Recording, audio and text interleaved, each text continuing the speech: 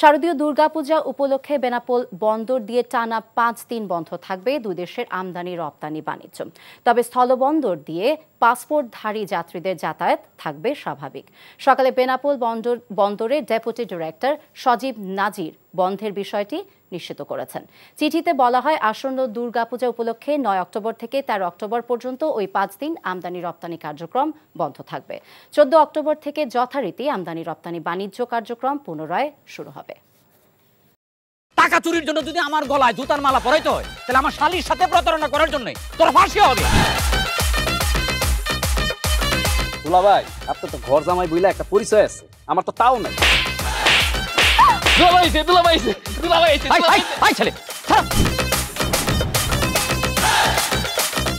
রাজনৈতিক ফ্যামিলির মেয়ে হয়ে ওই কাজ করবে। যারে পাবো হারে পিটাবো, রক্তের নেশায় ধরছে, রক্তের নেশায়, কাঁচা রক্তের নেশায় ধরছে। তোমার এই পলিটিক্স আমার বাম পকেটে থাকে। তোর বউরে ঝামেলা পাকাই। আমি তখন বিয়ে করিনি। দুইটার আমি গুলি করে মারু। মাসুদরা কোনোদিন ভালো হয় না।